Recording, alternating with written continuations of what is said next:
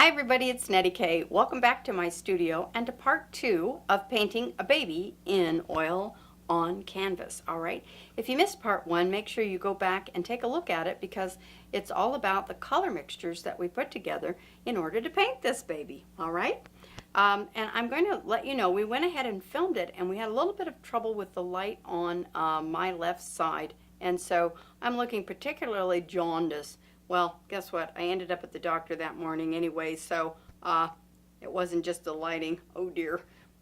You can make it. You'll make it through, and it really, really is very informative. Let me know what you think at the end, all right? Okay, let's get going. And so I've got my photo blown up to the size of the portrait. I don't have a little tiny picture that I'm working off of and then trying to figure out how big to make something, all right? Because it's just too hard. Number one, most of us artists are not mathematicians. We want to make sure that we don't have to do any math. Yeah, that's right. That's the M word. We don't want to use that. But you do have to figure out the dimensions. So what I do is I measure from the top of the head to the eyebrow. He doesn't have any eyebrows. So I move down to the eyeball, from the top of the head to the eyeball, get that measurement, mark that down here. Then I go from the top of the eyeball to where the nose comes in, and I mark that. And then I have to get this measurement is really critical. From the bottom of the nose to the top of the lip. It's going to be shorter than you think. No kidding. We tend to make it really long, and we'll make the chin long, or the distance between the eye and the nose long. If you do that, the baby will look much older. And so if you're having troubles and you say, why is my picture of my child looking too old? It's probably because one of those measurements are too long. I had put a little bit of a background down, and I think what did I use? I used a phthalo turquoise with a little bit of alizarin crimson and some raw sienna along with a little white, and made kind of a neutral background. So now I'm going to go into our mixture of raw sienna and cadmium red light, and I'm going to take, I know generally we don't work from detail to the mass, but I'm going to show you a few little things to begin with so that we don't lose it. The nostrils, I'm going to start with a little mark on the nostrils. Often I will start with the nose because I know if I can get the nose right, I can get everything right. And what's on my brush is that raw sienna with cadmium red light. I don't use a black on the nostrils. It just makes holes in the baby's face or in anybody else's face that you're doing. So don't use black. Don't use something that's so dark that it just looks like, you know, Grand Canyon. All right. And we don't want that dark hole to be the focus. I don't want my nostrils to be the focus, do you? Now, I'm going to come around and then I will do the outside of the nose. Now, see how the nose goes? I always say this with the kids. It's the letter C, and it doesn't touch the nostril, okay? Doesn't touch the nostril, doesn't all connect the dots kind of thing. It's underneath, so it goes around and underneath. Can you see there's a white space between that? Don't fill that in. It just doesn't make sense. Okay, it's suspended. The hole is suspended in space. It's not connected to the outside. There's a piece of, it's like a donut, okay? You put the hole connected to the outside of the donut's going to turn into somebody else's half and your half, okay? So now I'm going to make a couple of marks as to where I think the cheeks are going to go this direction. Some raw sienna, again, raw sienna with our cadmium red light. And I'm going to go straight up from this letter C, and I'm going to make a little mark that will indicate the inside of the eye, okay? The inside corner, the tear duct, all right? It's a little bit darker. And now I have a kind of a warm brown color, and I'm going to sort of give myself an idea of where the eyes are going to go. That's just the top lid. I don't paint the bottom lid. I don't want it looking like the baby has, you know, eyeliner on. No, I don't think we put eyeliner on our babies too often, do we? No, we don't. Okay, well, I'm going to put a little bit of red and a little bit of brown together. So red, it's not the color black, It's just a very dark alizarin crimson with a little bit of raw umber. And I'm going to get the shape of the inside of the mouth. Don't want to make black again because it'll just make a hole. I want it to be very, very warm. And that just gives us a little bit of the inside of the mouth. All right, now let's just do something crazy. I know a lot of people that are artists do not work on the eyes at the very beginning. But you know what? It kind of bugs me a little bit. If I'm painting it, it feels like it's not coming to life fast enough. And so for me, I tend to put in a lot of those features ahead of time so I know I'm talking to this little baby as I'm working on it. And if it doesn't have eyeballs, you know, it really kind of bothers me a little bit. Okay, we're going to decide that the light's coming from my left. And so I'm going to put a little backwards letter C. I'm going to leave a little piece out, so I'm putting in the pupil in black, and I'm leaving a little bit of a light over there, and I want to put this other one in very close to the same size, like that. Okay, now it kind of looks like it's doing something. Now I'll put a dark ring with that same black color around the outside like that, and then we'll have something that looks like it's sort of coming to life. The upper eyelid is going to be something in the range of, it's a very warm color, so I'm going to go back in with our raw sienna and cadmium red light, just a straight mix like that, and put the upper eyelid in. Don't forget about that upper eyelid. And then I'm going to put some medium on so it's not too thick. And I will find where this part kind of, ooh, that's really pink. We're going to put this part in like this. This is the top of the cheek, which seems to be very, very warm. Now watch out, don't put lines. We're putting tones that are going to meet up with another tone. I know that's really hard for you guys sometimes to think about. And I'm going to make this into kind of a ball right here. And this is going to be different, and the inside of it will be slightly different. Now underneath the eye is a light lavender, so I'll grab my light lavender and I'm going to put that in, light lavender. A little bit more, I'm going to do that to the same thing over on this side, so it's light lavender. Oops, I just got into the eyeball. I wasn't watching where I was going there. Gotta watch which way you're driving. Okay, now I'm going to take some light turquoise and add to that. And into the upper part of the eye, I'm going to go with a light turquoise or teal. You can barely see it. If I were painting on a toned canvas, you'd probably be able to see it quite a bit better. Now, one of the things that some of you guys that are really struggling with in our portraits of dogs and various things is, and I'm seeing this all the time, if you know people send me photos and say, hey, would you take a look at this? We're going to try to put in a support service at some point where you can order a critique. It's going to mean that I'm going to come in and say, I think this could be improved by doing this, you know. So a critique isn't being critical, but it's taking a look at your work and saying, I think this will work. Anyway, what I'm trying to say is somebody sent me a portrait that they were working on of a dog and said, can you help me with this? What's wrong with this picture? And so the first thing that I spot immediately is that the edges are too hard. That means everything looks like a paper cutout. And so what we're going to work on here in the next little while is trying to figure out how to make the edges soft. And it means there can't be any lines drawn around, and you don't want the background butting right up against the subject that you're painting on. And so one of my little tools that I might use would be a Q-tip. All right, I know it's not in the painting book of supplies, but it works really well. So I have a wet background here, and I have the baby's face, and I'm going to take that and just wiggle it back and forth. And you can do this on a dog, you can do it on a vase, you can do it on anything, so that I don't have a specific line, because if there's a specific line, whatever you're painting goes completely flat and your eye stops right there. So you want to sort of fuzz it out a little bit, anything that's going back into space or that's rounded, okay? Including dog noses, you know who I'm talking to. All right. So now I'm going to come under here. I'm going to put in a light lavender underneath the nose. One of the other things, underneath the nose has got to remain fairly cool.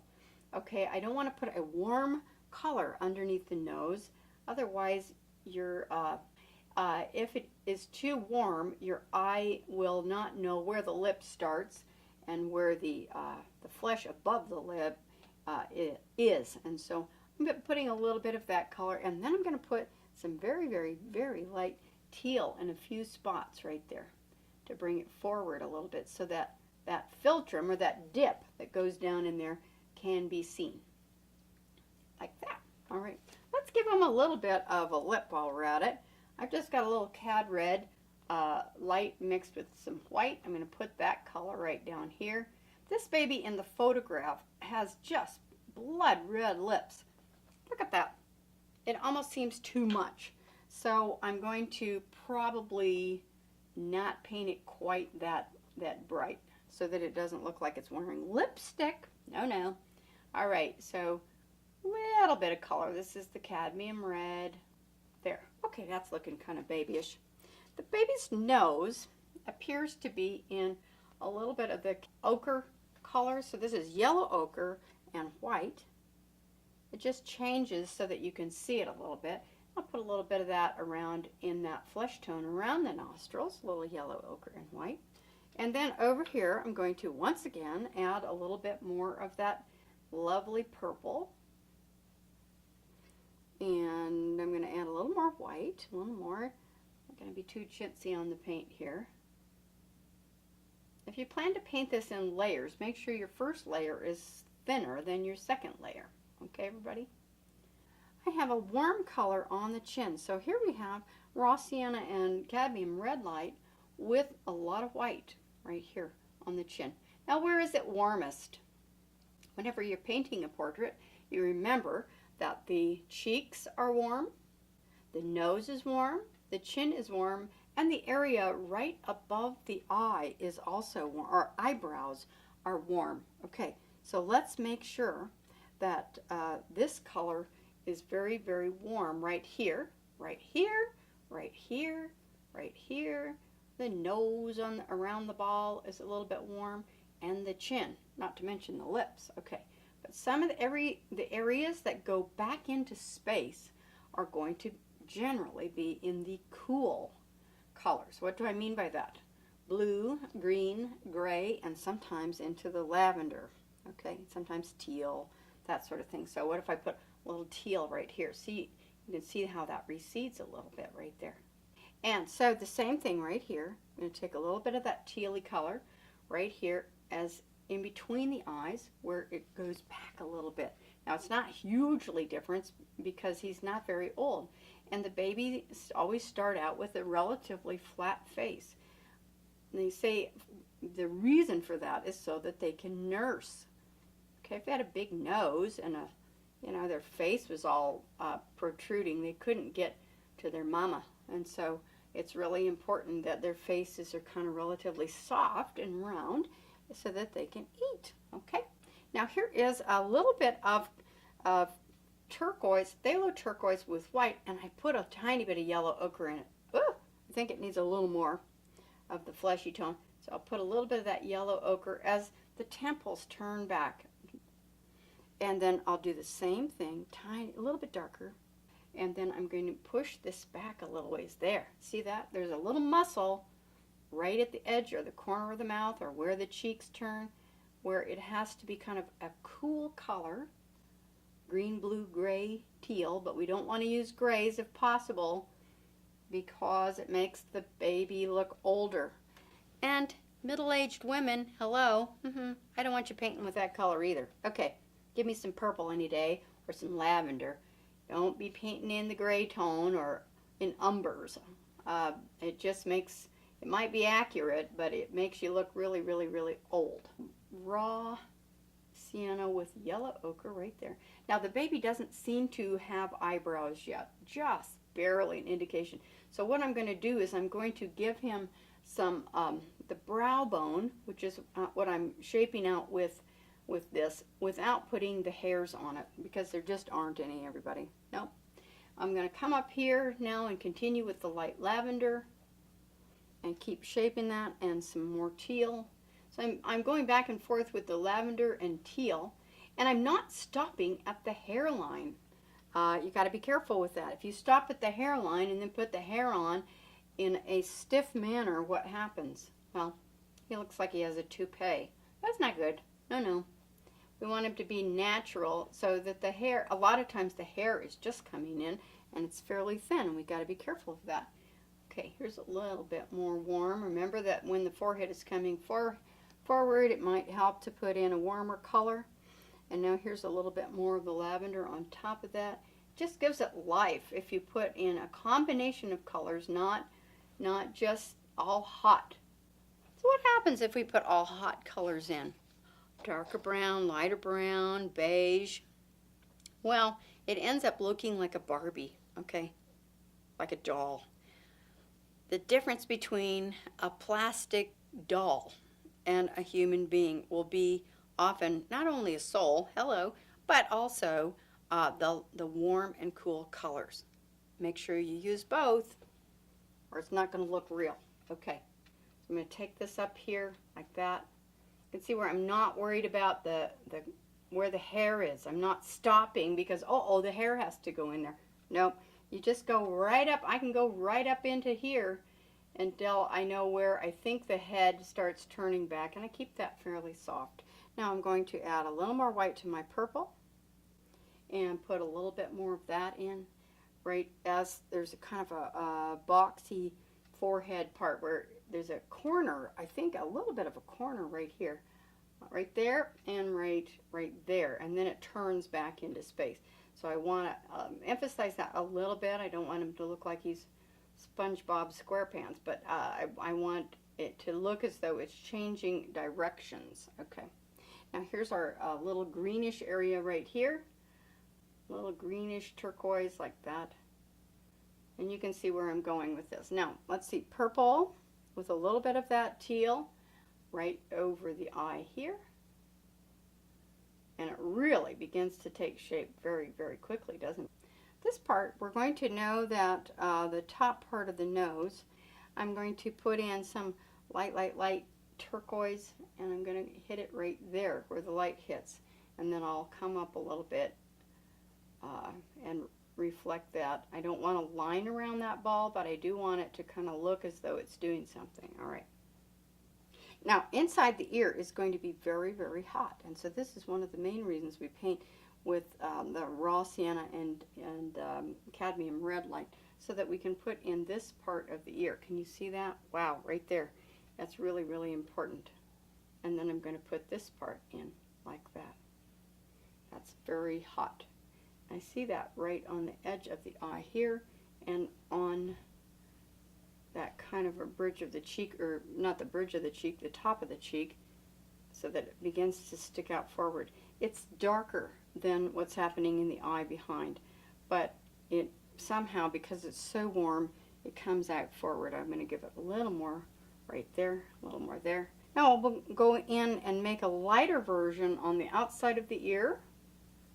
Just a little indication. I'm not going to focus too much on the details of the ear because it's not about the ears, it's about the eyes, and it's about the baby. Okay, let's put in some of that light teal now. And I'm going to go back in on the top of the chin. And I'm putting in some yellow ochre to kind of shape that. Bending it back a little bit. And now I'm going to begin working on the inside of the eye. Now the inside of the eye is going to be a nondescript color. When a baby is born, it takes a while for the actual color of the eye to develop. So I'm going to be using a little bit of purple, or manganese purple with turquoise and some medium. And I'm going to remember that the blue or the darker color is going to be up into the eye here. It looks like I've got his pupil off center too. That's really special. Okay. Now the reason that babies look so friendly is because they look like they have giant pupils. They look like their whole eyeball is a pupil. And the reason that when psychologists were talking about what happens with your pupil, when you're feeling happy or friendly, they are very wide open and dark. And so I'll put the pupil back in, pretty good size. I do want to see the color a little bit. If your pupils are very dilated, you look more friendly. If they're really, really small, you're going to look pretty crabby. Okay, so you can't control it, but you know, that's what happens. If you're feeling relaxed, your pupils are often big. Let's put in some hair now. I'm going to now begin putting it a little bit with the raw umber. Just a little raw umber. I might add a little tiny bit of lighter brown to that, and so that we have something to bounce off of a little bit. And we'll shape his little hairdo. Wispy, not solid masses, you guys. I'll put a lot of solid strands that you can still sort of see through to the head a lot of times for a long time. So be careful of that. Get this one over here going. I load my brush up as much as I possibly can and make sure that I've got enough medium on there that it will kind of come out longer in stroke. And while I have this on my brush, I'm also going to come down underneath here and give kind of a shadow or parting line into the little shirt. Alright, we need to put a little definition in. Now when you're doing the inside of the eye, or not the inside of the eye, but you know what I'm talking about, the whites of the eye, a lot of times I will mix a little bit of phthalo turquoise with white, with our purple color with white, and I'll go in and put in the whites with that particular color and shape them out a little bit. And I really take a look at what the shape of the whites are doing, okay? I'm not really floating the color of the eye in the middle of the abyss of whatever the eyeball is. I'm also thinking about what's called the negative shape, which means what's the shape of the white? And that really helps me place the eye so that I don't get the eyes rolling in two different directions. Now I'm going to look at this and say, all right, what's the shape of this white? And what is the shape of this white? And if it's too big, then I've got a problem, or if it's too small, I have a problem. And most of the time it's too big, or one's rolling in the opposite direction. It starts getting a little bit picky at this stage, but what I'm going to do next is I'll take some of the little lavender color, and I'm going to take a tiny bit of that pink with it, a little pink, and I'm going to now say, well, how much of the eyeball do I see? How much of the cornea do I see? And I'll pull the lid up to where it belongs. You see where it kind of covers a little bit of the cornea. It makes the eye smile a little bit more. And so it's really important we don't just leave the eyeball googling out like, you know, if you see the full thing, it looks like the baby is a little bit startled. So now we'll make him smile a little bit by covering up slightly a little bit of that eyeball. And I'll take another bit of the raw sienna with cadmium and white, our number one mixture. I'm going to call that our number one mixture. And I'm going to shape out the top lid and make sure that I have that just right over the eyeball. Now the arch of the eyelid, everybody, is right over the cornea. It doesn't go over here, it doesn't go over here, unless the eyeballs are going over here. So that means, so I have the cornea right like that. The arch is going to go right over the bulb of the eye, okay? So, say for instance, hang tight. I have the orange from our last still life painting. Okay. If I have say this is the eyeball. The eyelid isn't going to go like over here somewhere, right? The eyelid will come up and it will come right directly over and shape over that cornea, because the cornea is the thing that sticks out the most. And so if the cornea is over here, well, then it goes over here. If the cornea is moving around, if your eye is looking in any direction, the arch of the lid will always be right over the cornea. Okay, say that. Oh, Here's the little dot in the middle of the eye. Hey, you know, we use what we have. Okay. That's really important. And I think even though the baby does not have any eyebrows, I'm going to pretend that it does. And just put an indication of where the eyebrows may go at some point. There, now that looks a little more realistic. And we'll take some of that little dark mixture and we'll come into the corner of the mouth. We need this darker right here and this darker right here. There, see? And then it's darker on the outside of the nostril right there so that the nose pops out. The same thing over here.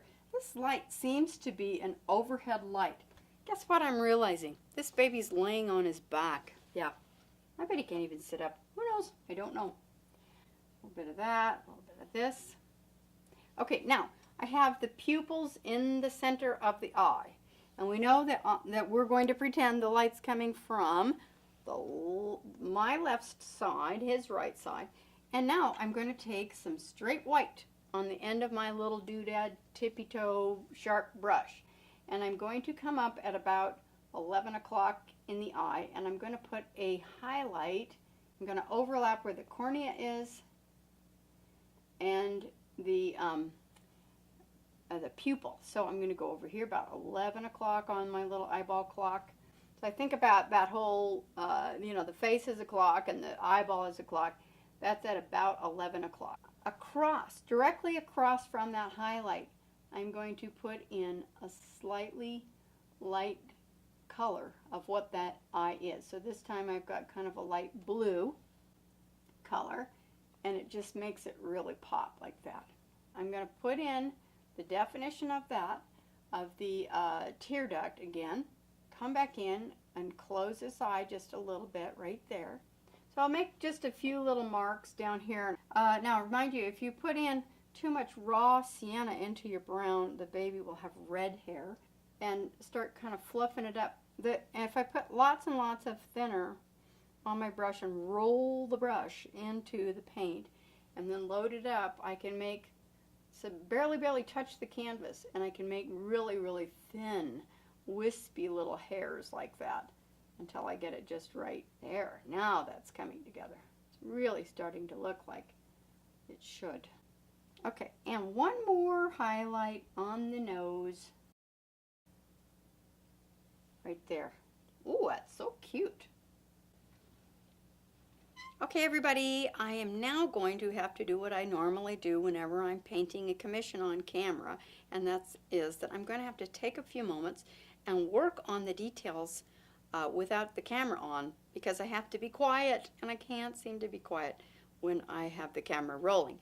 So, since this is a commission portrait that somebody ordered on my nettieKayestudio.etsy.com site, I'm really going to have to take a little bit of care and finishing it up just right. So I'll be right back and I'll show you how it turns out. See you in a minute. All right, everybody, I've taken about another 45 minutes on this particular painting, and I'm now going to need to let it dry. This layer is the first layer, and it sometimes takes upwards to 3 layers before we get the full effect of the full portrait. And so I will be working on this on my own, and then I will send it off to the customer. This is Jojo. If you haven't met Jojo, he likes to come right at the end of the painting and jump on my lap. So I fit him in today. So I hope you learned something, and if you'd like to see more of this type of painting lesson, please let me know, and I'll try to fit some more in, okay? Meanwhile, don't forget to subscribe so that you'll know when I do put out a new video. Our next video is most likely going to be finishing up that still life with a little teacup demonstration.